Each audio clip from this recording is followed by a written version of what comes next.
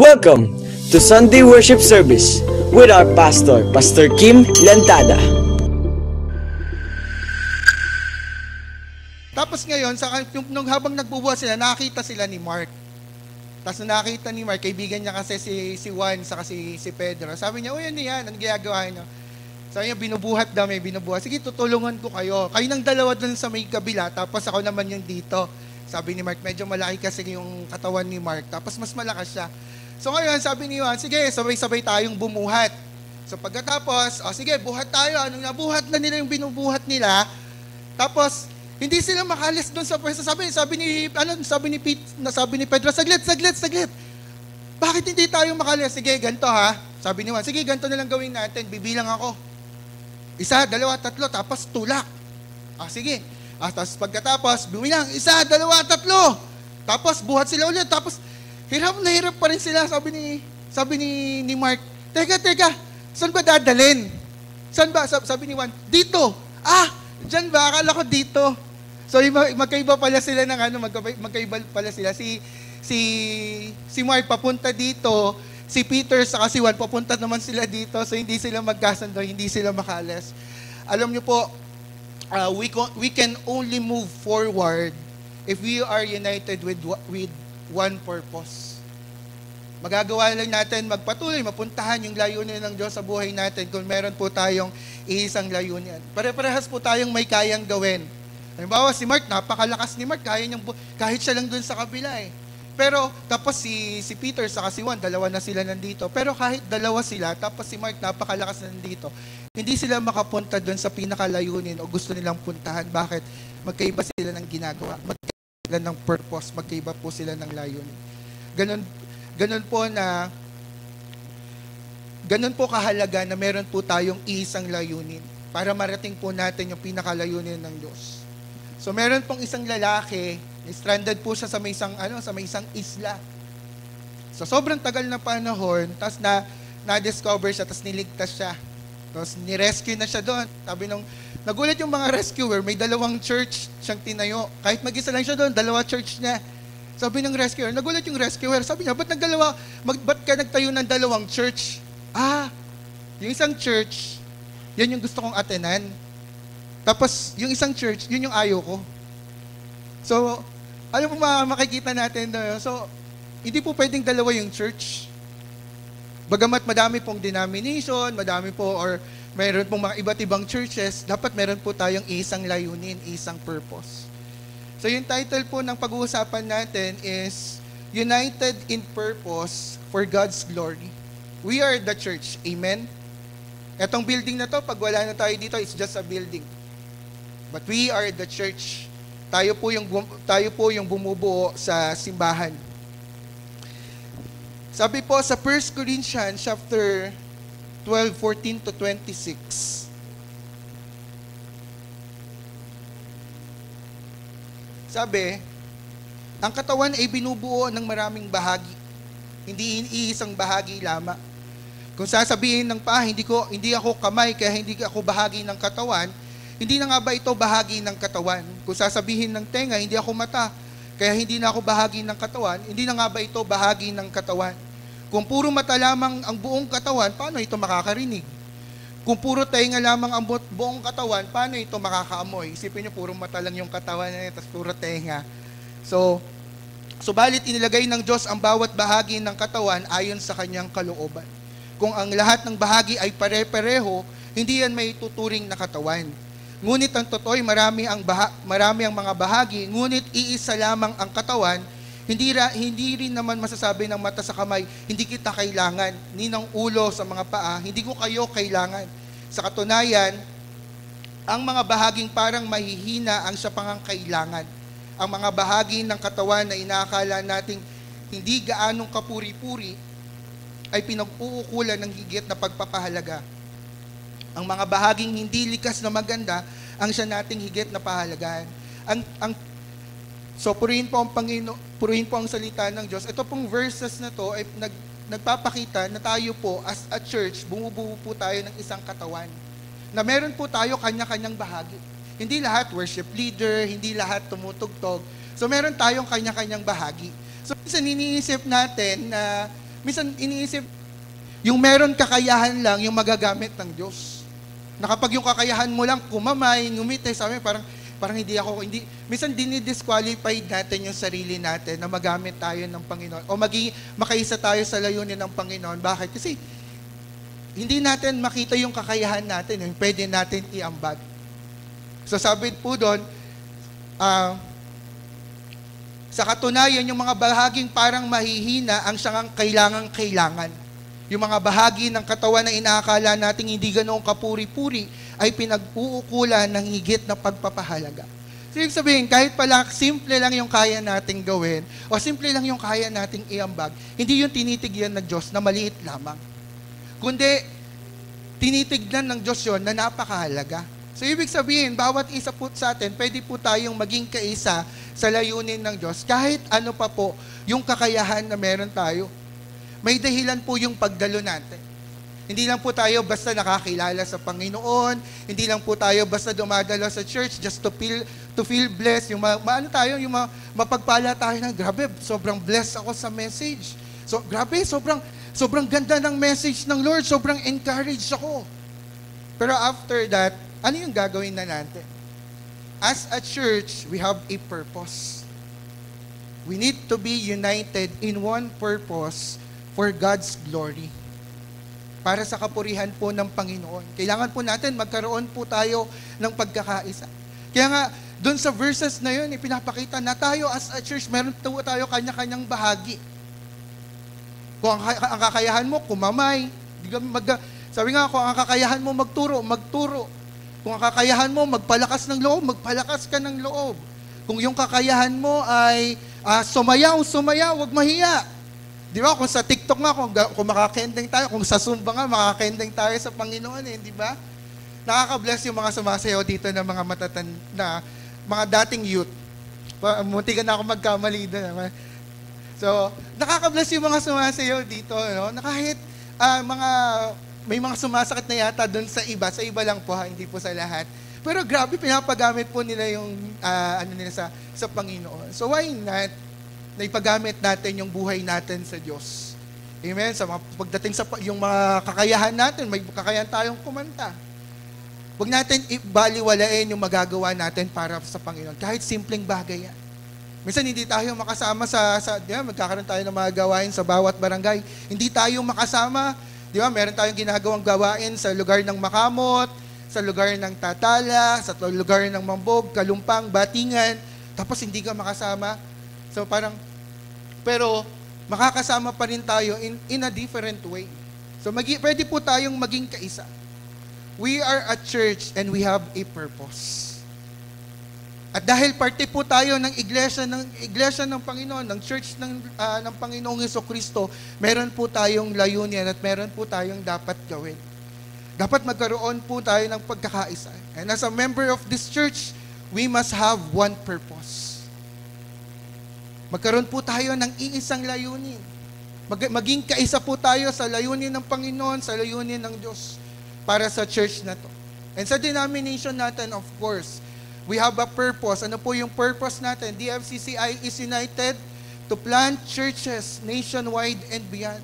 Hindi natin purpose na magparami lang ng mga churches. Na masabi na kapag sinabing DFCCI, sobrang daming churches niyan. Libo-libo churches niyan. Kahit sa kasulok-sulukan ka, dilim-diliman. Ayun, kasulok-sulukan ka.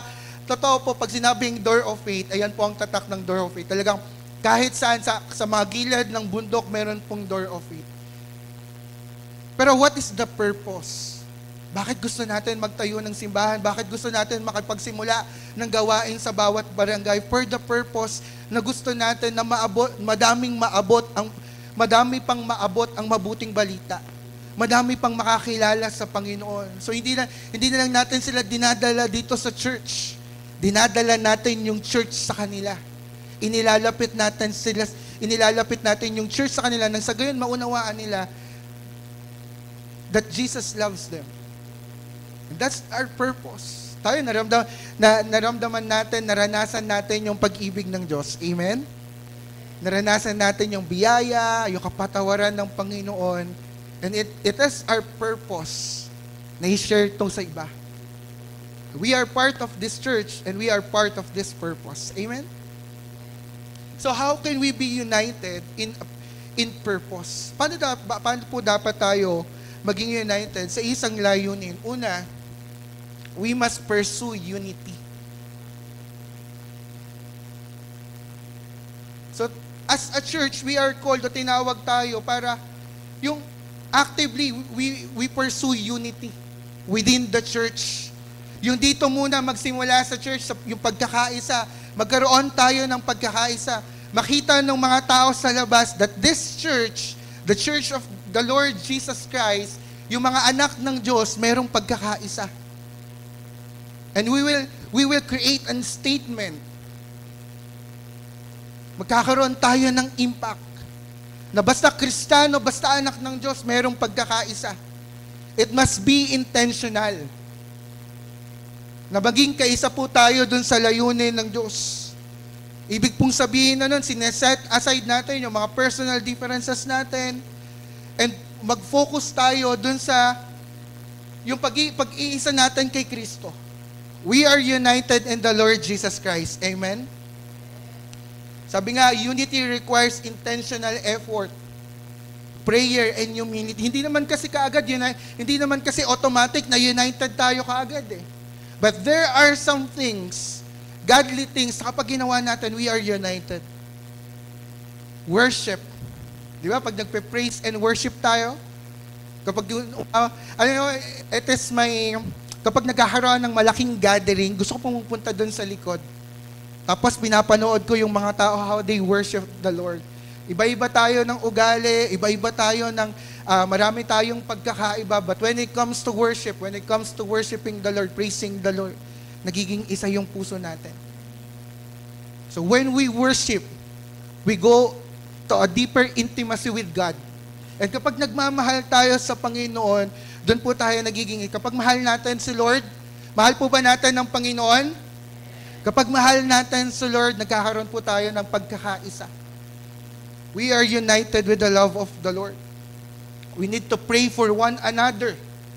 Kasi only in prayer, doon ka lang magkakaroon ng genuine concern with your brothers in the Lord. Pinapanalangin mo ba yung katabi mo? Are you praying for the church? Only in prayer. Kapag nagsimula kang ipanalangin mo yung church. That's the time magkakaroon ka ng genuine burden, genuine concern. Kapag nanalangin ka talaga, may nag-ask sa'yo ng prayer request, brother, pag-pray mo naman ako. Brother, sama ko. Brother, may sakit yung mama ko, pag-pray mo naman. Tapos pinag-pray mo talaga, hindi ka papayag na hindi mo malalaman yung tugon ng Diyos. Every time na may nag-ask sa akin ng prayer, I will make it sure na ipapalo, kamusta yung naging tugon sa atin ng Diyos. It become genuine. Only in prayer, we will be united. Kaya dapat po, lagi po natin gawin na ipanalangin yung isa't isa.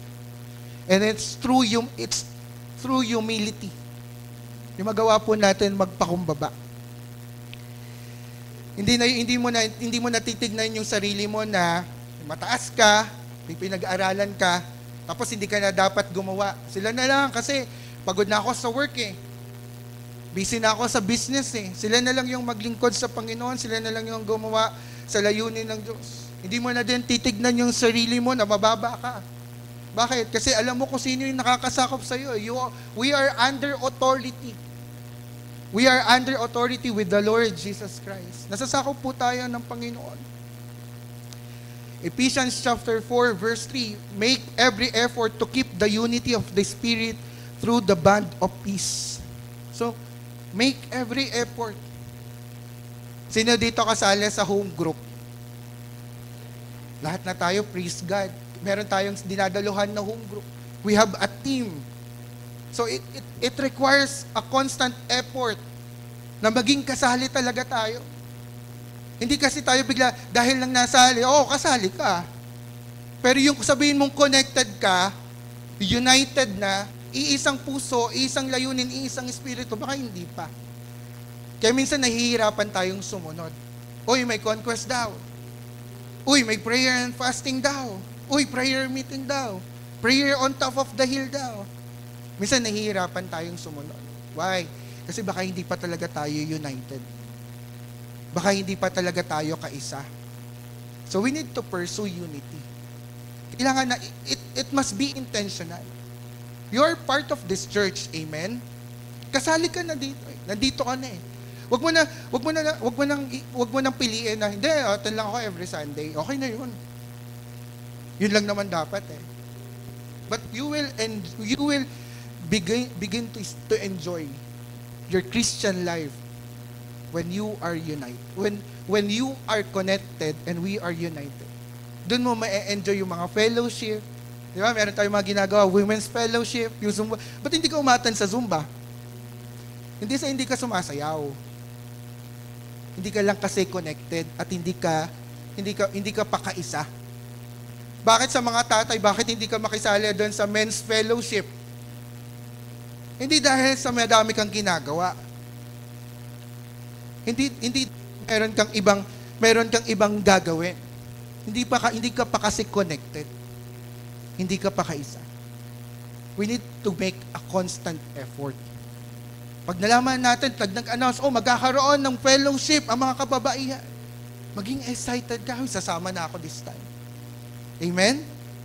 Lalo sa mga katatayan, sarap tignan, daming katatayan, nagfe-fellowship. Connected. Mga young professional, mga young people. You are part of this church, be intentional. Pansinin po natin in Acts chapter 2, 44 to Acts chapter 2, 44 to 47. This is the time that the early church, yung mga unang Kristiyano, they know their purpose. Alam nila na bakit sila tinawag ng Panginoon. Alam nila bakit sila nag-gather. See kung ano po yung ginawa nila. Nagsama-sama ang lahat ng sumasampalataya at ang kanilang ari-arian ay para sa kanilang lahat. Ipinagbinili nila ang kanilang mga ari-arian at ang napagbilhan ay pinamahagi sa bawat isa ayon sa kanyang pangangailangan. Pastor, ibig ba sabihin, ibebenta ko po yung ari-arian? Hindi pa po doon.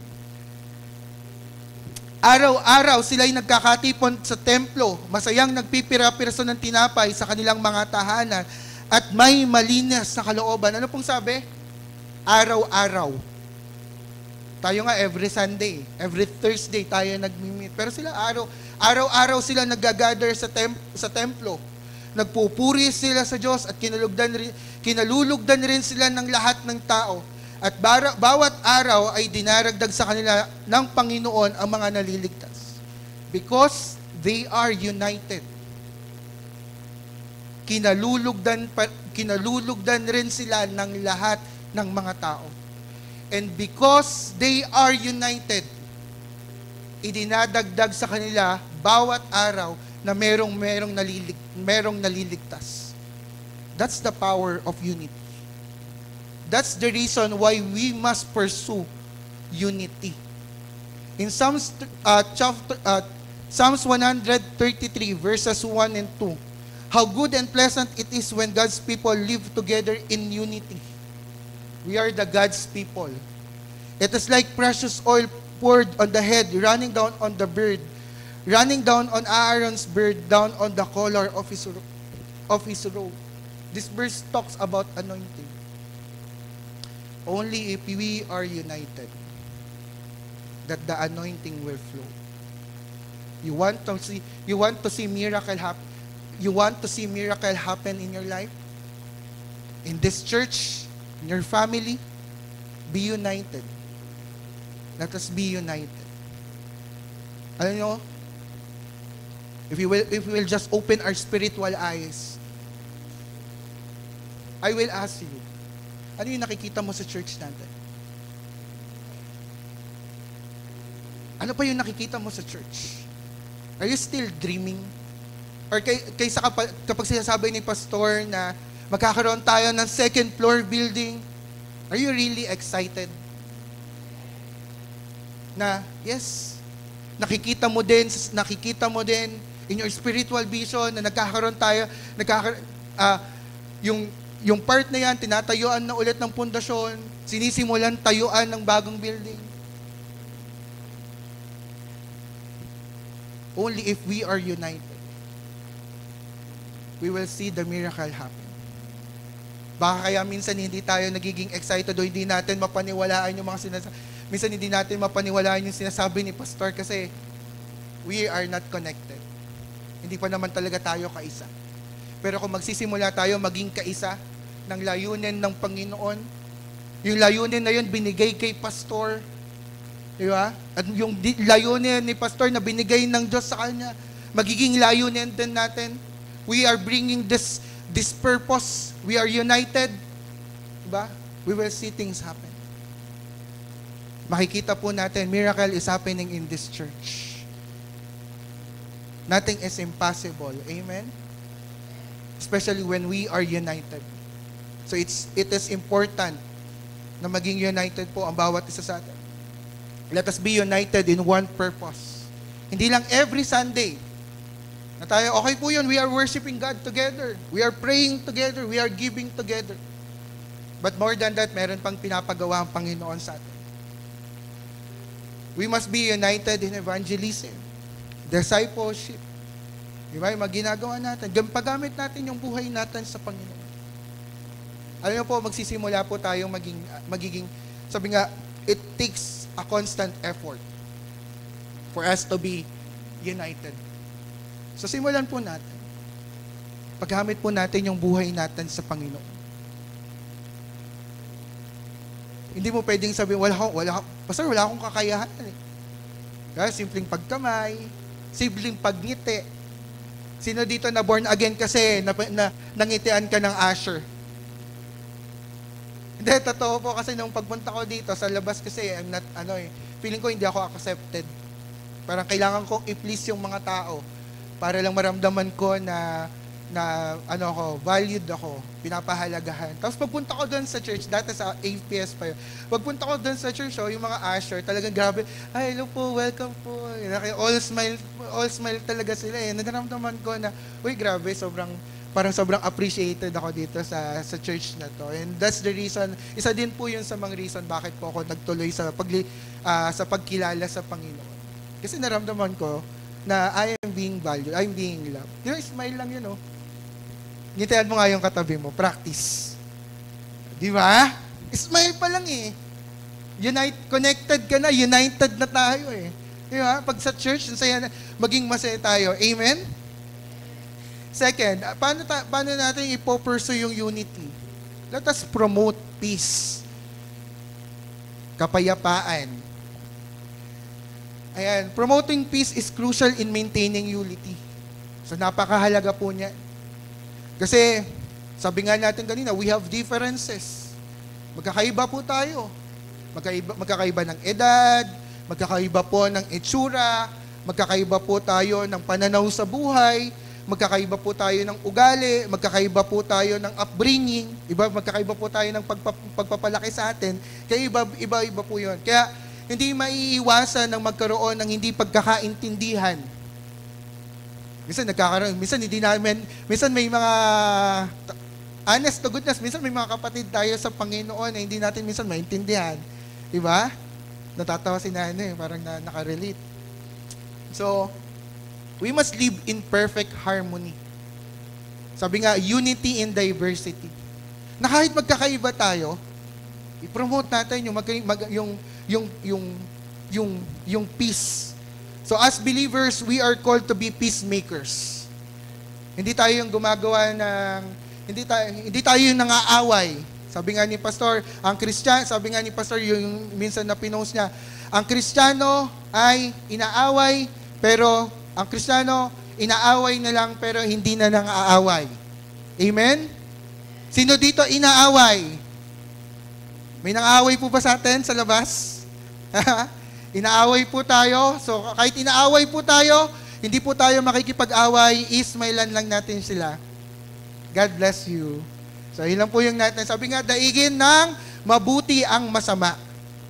So, kahit gaano po sila sa atin, kahit gaano po nila tayo inaaway, lalong-lalo po dito sabi nga, how we can promote peace, let us respect one another.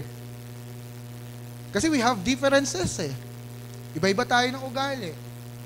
So ano yung kailangan natin? Respect. Let us respect one another. Matthew chapter 5 verse 9, Blessed are the peacemakers, for they will be called children of God. So yun pala, no? Let us be a peacemakers. Kunwari, meron po tayong kapatid sa Panginoon na nagkasala sa atin. Or nakagawa tayo ng mali. Di ba sabi sa salita ng Diyos, humingi ka muna ng tawad bago ka lumapit sa Diyos. And it's hard for us. Kaya nga sabi ko kanina, it takes humility para ma-pursue natin yung unity. So parang it's hard for us na mag-ask ng sorry. Siya yung may kasalanan eh. Siya yung nakapagsalita ng mali eh. Siya yung mainit yung ulo eh. No one dies. Walang namatay sa pagsasabi ng sorry. Walang nabilaukan sa paglunok ng pride. Amen? Minsan, we don't say sorry kasi we don't say sorry kasi nasaktan tayo. Okay? Humingi po tayo, nagbibigay po tayo ng pagpapatawad sa iba. It's for our own peace. So, bawasan yung pride. Tanggalin yung pride. Let us be humble. Na humingi ng tawad, magpatawad sa nagkasala sa atin, at ganoon din naman ay magbigay po tayo ng kapatawaran o humingi po tayo ng tawad dun sa alam natin na nasaktan natin. Amen? Sabi nga, tayo din naman po ay pinatawad din ng Diyos. Romans 12:18, if it is possible, as far as it depends on you, live at peace with everyone. So mamuhay tayo na may kapayapaan sa bawat isa. Let us respect one another. Let us live in peace. So immediately, kung meron kang sabi nga, open rebuke is better than secret love. Na-offend ka pala eh. Di ba? Ba't di mo sinabi? Sabi, open rebuke is better than secret love. Pwede mo naman sabihin in a nice way na, brother, hindi ko nagustuhan yung sinabi mo. Minsan may ganon. Kasi ako, mabiro din po kasi ako eh. And minsan hindi ko din po nababantayan yung sinasabi ko. And minsan may mga times din na tumataas yung boses ko. At hindi ko nababantayan yung sarili ko. Then may brother, medyo na-offend ako doon sa sinabi mo kanina. Then, siyempre dahil sinabi niya sa akin, I will ask for mag-a-ask ako ng forgiveness. Ay, sorry, it's not, pasensya ka na kung yan yung naramdaman mo. It's not my intention. Sorry. And okay na, magiging okay na kami. So, ganun din. Let us promote peace. Lalo dito sa church natin. Let us be transparent and let us be open to one another. Na, kung alam mo nasaktan ka, at alam mo na may nakasakit sa'yo, di ba? Para maging masaya po tayo dito sa church. Ephesians chapter 4, 31 to 32. Bago po ba Ephesians chapter 4, 31 to 32. Never be bitter, angry or mad. Never shout angrily or say things to hurt others. Never do anything evil. Be kind and loving to each other. Forgive each other the same as God forgive you through Christ. Be kind and loving to each other. Ganun natin ipopromote yung peace. Kasi, nandun na tayo, we are in the process na binabago tayo ng Panginoon. But there are times pa rin na nandun, na nagiging bitter pa rin, nagiging si angry pa rin tayo. Diba? Nagiging mad. Tapos, minsan hindi natin maiwasan. Minsan dumarating pa rin kahit ayaw naman yung boses natin. And we are offending people. Diba? So, be kind and loving to each other. Sabi nga, forgive each other the same as God forgive you through Christ. Pinatawad din tayo ng Diyos. Bakit hindi natin ibigay yung katulad na pagpapatawad? Amen? So, hindi pwedeng may alitan yung mga Kristiyano. Kapag may conflict, magkakaroon ng division. Kapag may division, nararanasan natin matalo ng kaaway. Kasi ito yung nagiging butas ng kaaway sa atin. Sabi nga, united we stand, divided we fall. Kapag united tayo, magagawa natin tumayo at magpatuloy.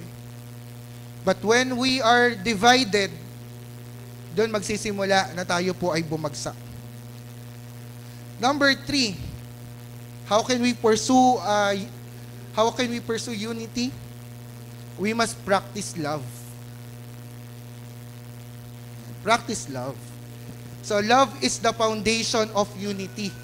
Kagaya nga sabi ko kanina, di ba? It is the love of God that unite us.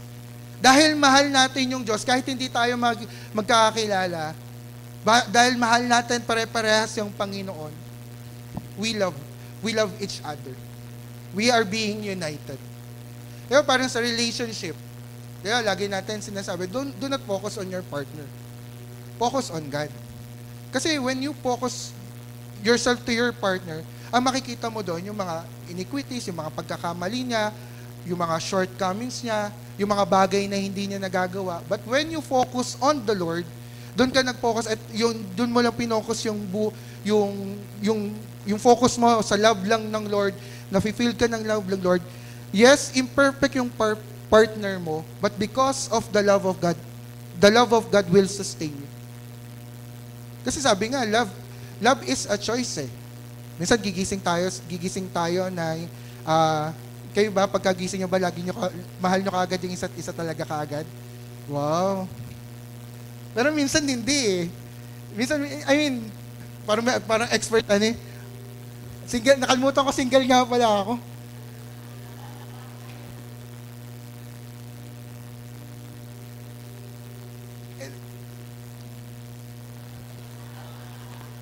We must practice love. Pinagtawanan tuloy ako. Ito minsan sabi nga, love is a choice. And sometimes pagising natin, minsan hindi natin lagi nararamdaman agad yung love. Pero dahil we are filled with the love of God, kahit hindi ka mahal-mahal, nagagawa natin magmahal. It is a challenge for us. Sino dito mga leaders? Taas nga yung kamay, leaders. It is a challenge for us to love the unlovable. Kahit sa atin na, Christian. Kasi meron naman talaga na unlovable eh. Paano pag di na naliligo? How can you love them? Paano kung hindi na talaga ka mahal-mahal? Parang, di ba? But because of the love of the Lord, kahit hindi pa mag-toothbrush yan, kahit pumunta pa yan dito, sira-sira yung damit, you can still love them. Not because of your love, but because of the love of the Lord. We can still be united. So, ano yung mag-unite sa atin? It is the love of the Lord. Amen? Colossians chapter 3, verse 14, and over all these virtues, put on love, which binds them all together in perfect unity. It is the love that binds us in perfect unity. Magagawa tayong pag-isahin ng pag-ibig. Magagawa tayong pag-isahin ng pagmamahal ng Diyos. Because you love God, I love God. Mamahalin natin yung purpose ng Lord. And we will become united. Ano ba yung puso ng Diyos? Yung puso ng Diyos, kaluluwa. If you're saying you love the Lord, di ba? You will love His people. And because you love His people, we are the people of God, we will love one another. We will live in peace. Di ba? Baka sa mag-partner dito, baka sa asawa mo pa lang, conflict na agad, ha? So we must live in peace. Let us practice love. Doon natin simulan. Sabi nga, in 1 John chapter 2, 9-10, ang nagsasabing siya'y nasa liwanag, ngunit napupuot naman sa kanyang kapatid ay nasa kadiliman pa. Ang umiibig sa kanyang kapatid ay nananatili sa liwanag at hindi siya magiging sanhi ng pagkakasala ng iba. Yun pala, no? Sabi ang nagsasabing siya'y nasa liwanag, ngunit napopoot sa kanyang kapatid.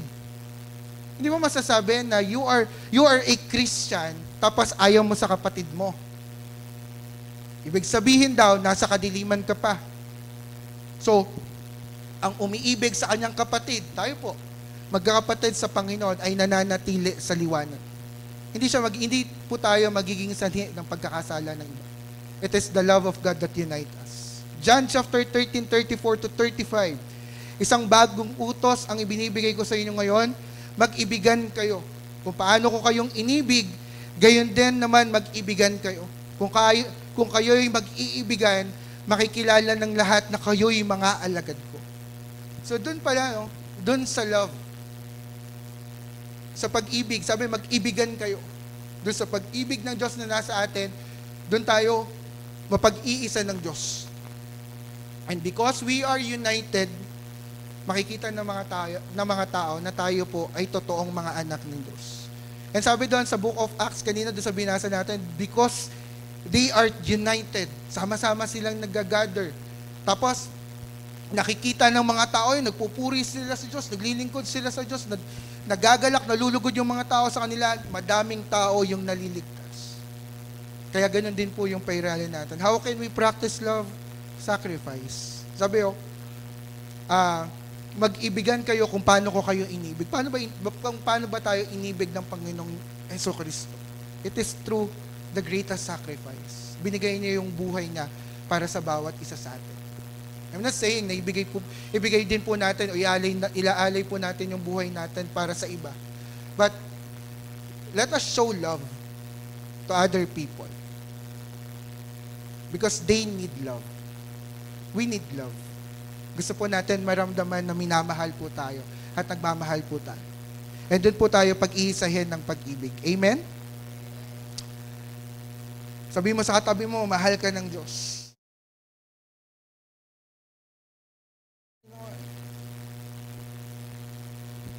Let us practice love through sacrifice. Dati tayo yung minamahal kasi tayo yung nangangailangan ng pagmamahal. Diba? Parang ginawa mo naman yung lahat, parang kulang. Until sabi nga, hinanap po tayo ng pag-ibig ng Diyos. And natagpuan po tayo ng pag-ibig ng Panginoon through the cross, doon natin naramdaman yung grabing pag-ibig. Kulang pa din pagdating sa financial, madami pa rin problema, pero yung love ng Lord, yun yung po yung nagpupuno sa atin. And yun din po yung love na i-share natin sa iba. It is not our love. It is the love of the Lord Jesus Christ. Dati tayo po yung minamahal. Pero this time, dahil pinuno na po tayo ng pag-ibig ng Diyos, tayo naman po yung magmahal sa iba. Tayo naman po yung magparamdam ng pagmamahal sa iba. Yung simpleng magbigay ka ng saging sa ka-workmate mo. Kaya magbigay ka ng isang saging. Para saan yan? Wala lang. Kaya they will feel that they are valued. Simple things, little things. Diba? Meron siyang malaking impact. Sa mga kaklase natin, bigyan mo na, sa mga estudyante dito, may mga estudyante dito, bigyan mo ng papel. Yung kaklase mo, kahit di naman nang hihingi.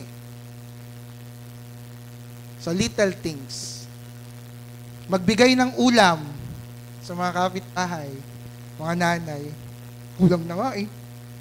Let us practice love. Let us share. Sharing is caring. Amen? And through sharing, na ipapakita na i-share po natin yung love ng Lord. Number 4. How to be united in the purpose for God's glory? Let us prevent divisions. Mag-multiply tayo. Tsaka mag-add. Joke po yun. So preventing division is essential for unity. Kailangan din po yan. Yung maiwasan po natin na magkaroon po ng division. Parang kanina, tandaan niyo si Peter saka si Juan, tapos si Mark. Si Mark papunta dito yung tulak niya, si Peter saka si Juan papunta dito. So divided yung purpose nila. So dahil divided yung purpose, hindi sila makapunta doon sa gusto nilang puntahan. Yes, may kanya-kanya po tayong kayang gawin. May kakayahan ka, may kakayahan, di ba? Pero pag pinagsama-sama po natin yun, meron tayong tawag na synergism effect. Yung isa, kayang bumuhat ng 4. Yung isa, kayang bumuhat ng 4. Pero pag nagsama sila, kaya nilang bumuhat ng 10 o higit pa. Ganun po yung synergism effect. Ikaw, meron kang kakayahan, tapos sabi mo, ito lang yung kaya kong gawin. Silang, galing-galing nila eh. Pero pag nagsama-sama tayo, malaki yung magagawa natin. Alam mo, sa ambagan, kunyari, kailangan ng ganitong amount. Tapos, 10 piso lang yung pang-ambag ko, 20 pesos lang. Pero pag pinagsama-sama natin yon, nakakalikom tayo ng malaking halaga. Challenge ko doon sa mga youth nung nagsisimula tayo na bumili. Nag-challenge ko doon sa mga youth before na mag-speak ako doon sa lumapang church. Sabi ko, young people, huwag niyo maliitin yung sarili niyo. Na wala kayong kakayahan na magbigay. Yung piso na meron kayo, ibibigay mo bibili mo ng soft drinks, ipunin mo yung mga piso na yun. Tapos, ibigay mo sa pampatayo ng simbahan. Para darating yung time, tatayo na yung church natin. Kagaya nito, meron na tayong pinagpupuntahan, tapos hawakan mo yung pader, tapos sasabihin mo, piso ko to 5 piso ko to Kasi nagbigay. It's not the amount. Pero alam ko, hindi kayo pang piso lang. But, yung maliit na bagay na yun, pag pinagsama-sama natin, nagiging malaki. And lahat ng meron dito ngayon, yan, naalala nyo yung first time tayo nag-start dito, na pumunta tayo dito, na parang pagtitignan mo, parang ang daming hahawanin na damo, tapos yung mga kalalakihan, talaga sumasakay sa, naghahakot ng mga lupa-lupa kung saan-saan para panambak dito. Di ba? We give what we have. Nag-ambag tayo, magsasabi pa, kailangan natin ng ganito, kailangan natin bumili ng ganyan. Kailangan, may tatayo tayong ganito. Pastor, ganito po. Di ba? Magbibigay ng buhangin, magkakaroon tayo ng special offering. All these things, lahat na makikita po natin dito. This church, natayo dahil nagkaroon po tayo ng pagkakaisa. How much more kung lahat talaga tayo magiging kapart? Walang division. Yung isasama mo yung sarili mo na pag may sinabi, di ba ngayon may project ulit tayo. Gagawa tayo ng bagong kantin para mas maging maayos, mapagsilbihan, makapag-serve ng maayos sa bawat isa sa atin. Magkaroon tayo ng stock room na hindi nandun yung mga gamit natin sa sasakyan, magamit pa yung sasakyan na yon. Kasi nagamit na yung storage eh. So pag may storage na tayo, magagamit pa yung sa sasakyan, magiging blessing pa rin sa bawat isa sa atin. Walang division. Let us prevent division. Maging kaisa tayo. Every time may sinasabi si pastor na may binababa sa atin, sige po, pastor, kasama po kami dyan. Kahit, sabi ko nga, yung sa mga young people kanina, it's not the amount. But it is your heart to be connected. Na maging united tayo dun sa purpose ng Lord. These are the reason why ito yung mga reason na nagdi-divide sa atin. Gossip. Pag-uusap-usap patungkol sa iba. Disunity. Meron kang gustong gawin na iba laban sa, sabi nga, di ba, may pag-usapan tayo kahapon sa tinuro ni Pastor, ano ka ba, kakampi o kaaway? Instead, we focus what we share in common. Our faith in Christ. Yung pananampalataya natin sa Panginoon, doon tayo dapat mag-focus. Hindi na doon sa pagkakamali ng iba. Hindi na doon sa pagkukulang ng leaders natin. Diba? Hindi na doon sa mga pagkakamali ng mga kasama natin, kapatid natin sa Panginoon. And let us resolve conflict in a Christ-like manner. Sabi ko nga kanina, open rebuke is better than secret love.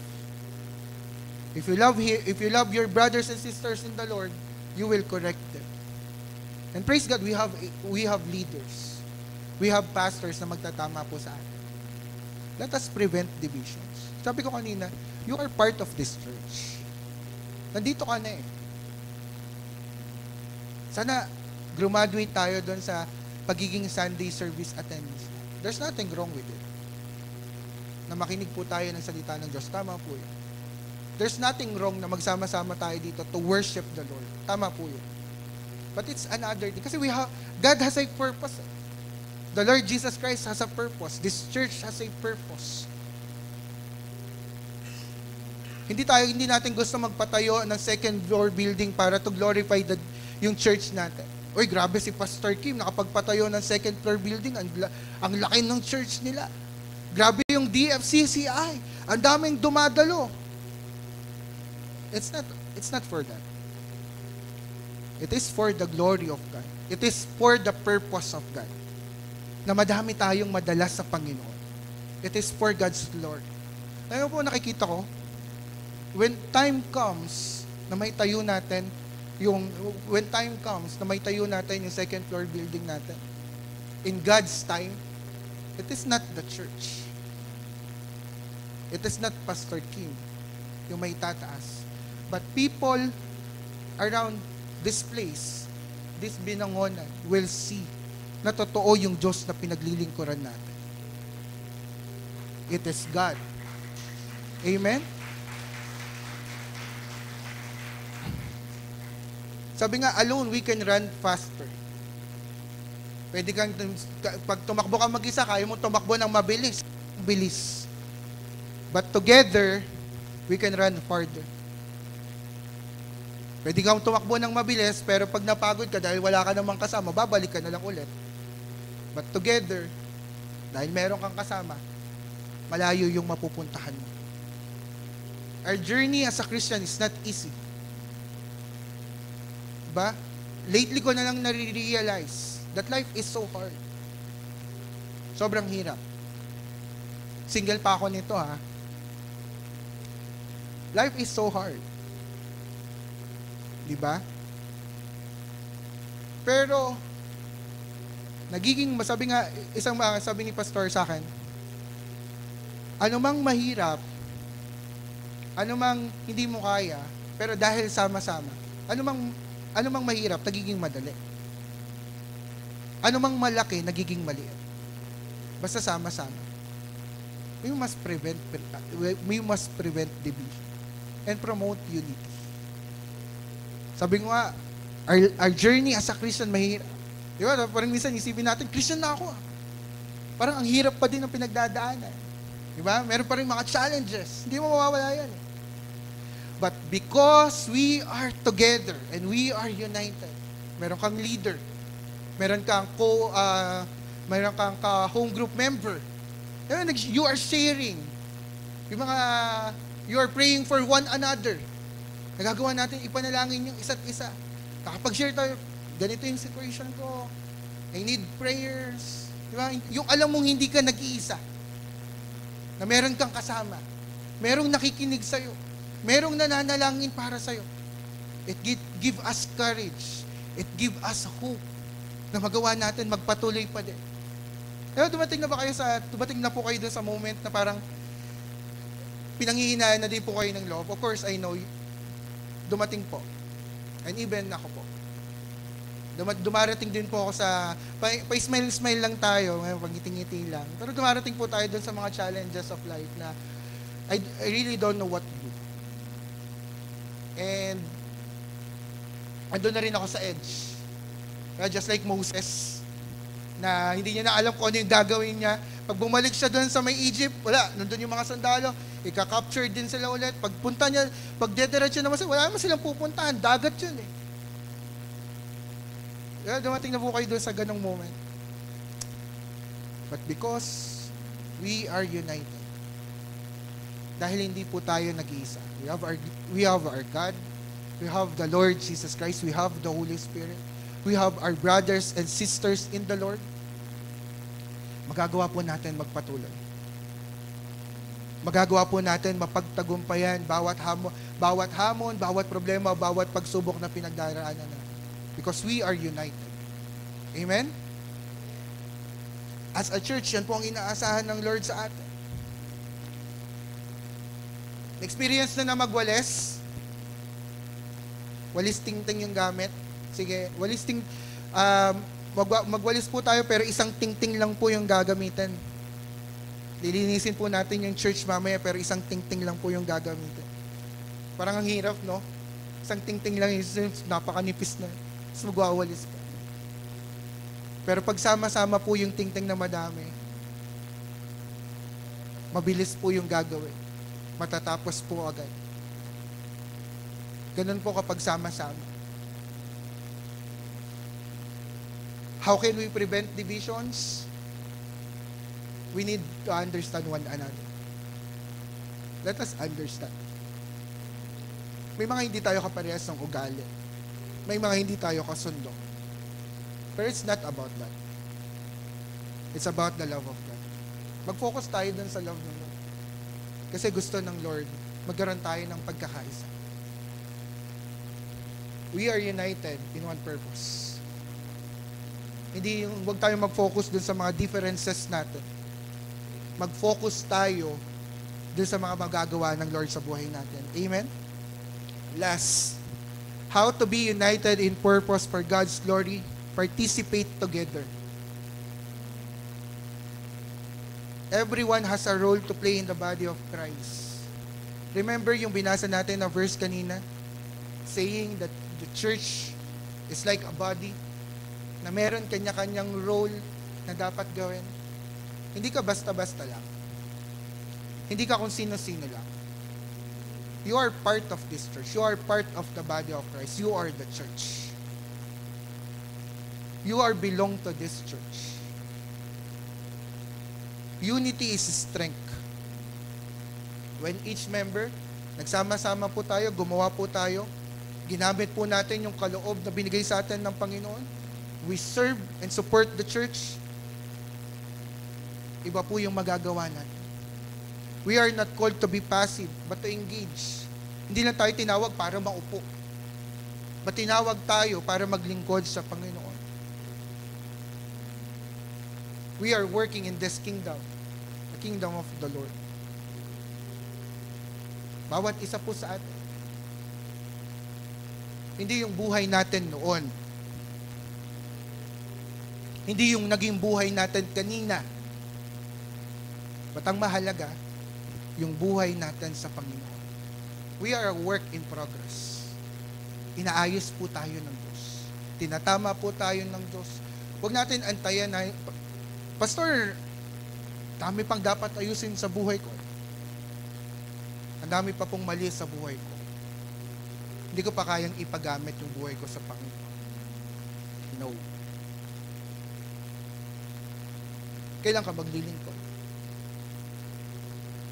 Baka inaantay mo pang magkasakit ka muna bago ka maglingkod. Hanggat merong kakayahan, hanggat merong lakas, hanggat humihinga, it is a challenge for us. Nagsimulan po natin na maglingkod sa Panginoon. 1 Corinthians chapter 12, verse 12, just as body, though one, has many parts, but all its many parts from one body, so it is with Christ. So kaisa po tayo ng Panginoong Jesucristo. Iba-iba po tayo ng ugali, iba-iba po tayo ng kakayaan. And that make us more united. Yung kaya mong gawin, gawin mo sa pinakamainam. Ipagamit mo sa Panginoon. Kung ang kakayahan mo lang ngumiti, ngumiti ka. Kung kakayahan mo mag-encourage, magpalakas ng loob, gamitin mo yan para sa Panginoon. Dati ikaw yung tinutulungan. Ako, naranasan ko din po na tulungan. Hanggang ngayon, nararanasan ko pa rin po tulungan. Pero dati po, nung hindi pa po ako nakapagtrabaho, ay lagi po akong tinutulungan. Si Pastor Kim, minsan nangailangan po ako kailangan ko pong bumili ng libro. Ay tinulungan po ako ng pastor na makabili po ng libro. Nung time na nagkasakit po yung magulang ko, may sakit pa din po ngayon. Nung nagkasakit po yung magulang ko, nagulat na lang po ako, may binibigay. Sabi niya, eto, pinagtulong-tulungan, nagbigay yung mga kapatid sa Panginoon. Ibigay mo sa mama mo. May pambili ng gamot, ng prutas. So, noon ako po yung tinutulungan. Dati ako din yung pinaglilingkuran. Kasi taga-dalo lang din po ako sa church eh. Taga-upo lang. Pero hindi ako pumayag na hanggang ganun lang. Ginusto ko na maglingkod sa Panginoon. Kung ano yung kaya kong gawin, ayun yung ginagawa ko. Then ngayon po, ako po ay nakapagtapos na ng pag-aaral as much as possible. Basta meron pong sinabi si pastor na kailangan tulungan or mayroong kailangan gawin, I make it sure na magiging kaisa po ako ng gawain. Magiging kaisa po ako ng pagbibigay sa Panginoon. Because I'm part of this church. Hindi dahil tinulungan ako. Hindi dahil pinaglingkuran ako. But I'm part of this church. I'm part of this body. So, sana tayo naman yung magsimula na ipagamit yung buhay natin sa Panginoon. Siguro, dumating na tayo doon. Pastor, naglingkod na ako dati. Ba't hindi na ngayon? Parang iba yung noon sa ngayon. Pastor, naglingkod na ako dati. Ba't hindi ngayon? Diba? We are part of this church. You are part of this church. You are part of the kingdom of God. Sana tapos na tayo doon sa papalakpak-palakpak lang. Praise God, natayo na yung second floor building. Tapos nagapalakpak lang tayo. Sarap umiyak na makita yung ginagawa ng Lord sa church natin, sa bawat isa. Kasi we are united. Kaysa tayo. In prayer, in giving. Ano yung po, dumarating po sa point na pag merong answered prayer yung kapatid sa Panginoon, naiiyak ako. Kasi I prayed for him Nanalangin ako para sa kanya. Connected. United. This church, yung nagsimula tayong maggawain dito, grabe po yung emosyon na, wow, praise God, hallelujah. Kasi, grabe talaga kung alam niyo po kung kaisa po kayo simula nung una. Talagang nung lumipat po tayo dito, grabe, praise God. Hallelujah. Ibang klase. Himalato ng Diyos. Connected. United. Gagathering tayo sa labas. We gather a lot of people. Dami nating nasheshare ng gospel. Praise God. Hallelujah. Connected, united. Gusto nyong ma-enjoy yung Christian life nyo? Gusto natin enjoyin na hindi lang tayo basta ma-bless, maging excited, kasi yes, tatanggap na naman ulit ako.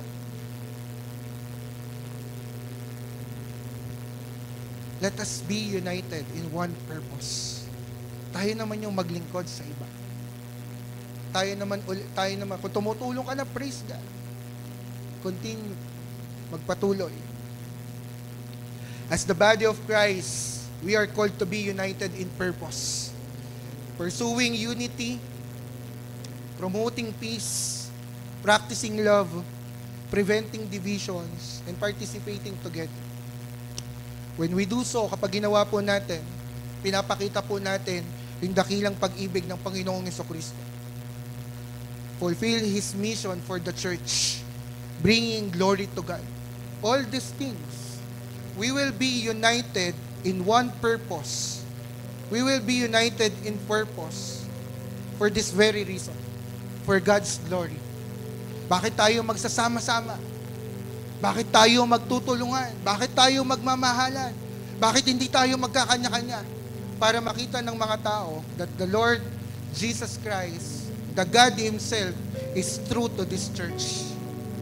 And they will see the God's glory sa buhay ng bawat isa. And they will see that Jesus is alive. Amen? And patuloy sila, dadakot, kagaya ng ginawa ng Lord in the early church. Daragdag. Alam niyo po, it's about to happen. Yung naranasan natin dati sa lumang church, sa APS, grabe, full house, wala na halos maupuan.